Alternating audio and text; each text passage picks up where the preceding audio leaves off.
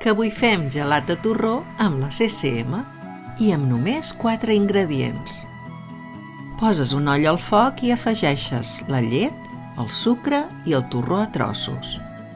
I vas remenant i desfent el torró fins que arribi a ebullició. Quan estigui així d'espès ja el pots retirar.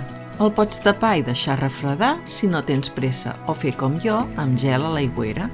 La resta de torró la xafes amb una forquilla. Ara és el moment de batre la nata. Jo he fet servir una flamera de 20 centímetres de diàmetre i 1,5 litres de capacitat i poso un film transparent perquè no m'esquitxi. No és necessari muntar la nata, així és com ha de quedar. Reculls les vores i afegeixes la barreja que tenies reservada i que ha de ser freda.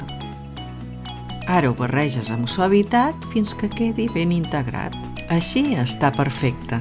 Ara afegirem els trossets de torró. Poses gel en una olla. Cal que el trituris una mica perquè quedi en contacte amb el recipient. Afegeixes la sal gruixuda i ho remenes fent l'espai perquè hi càpiga el recipient on fem el gelat. Perquè tinguis una referència, jo he fet servir una olla de 24 centímetres de diàmetre i 5 litres de capacitat. Posem el preparat dins del gel, que avui és de torró, però el pots fer del gust que a tu t'agradi.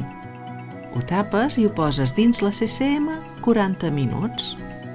El gelat es fa en 3 parts, aquesta serà la primera. Obres la CCM i la tapa i ho barreges durant 2 minuts. Ara encara és molt suau, però ja es comença a enganxar a les parets i cal que ho separis bé. Ho tapes i tornes a tancar la CCM. Ara ho deixes 30 minuts. Passat aquest temps destapes i veuràs que la preparació ja comença a estar més densa. Ara sí que hauràs de remenar amb més intensitat, aproximadament uns 5 minuts. Fins i tot és millor que ho treguis de la bossa. Busca't estris de cuina ben forts que t'ajudin a separar tot el gelat de les parets i del fons. Veuràs que quan portis una estona ja aconseguiràs aquesta densitat. Última part, tornes a tapar i ho poses un altre cop dins la CCM. Si veus que ha baixat molt el gel, n'hi pots afegir. Passat 20 minuts, ja el pots treure. Barreges durant 1 minut perquè quedi ben mantegós i ja el podràs servir.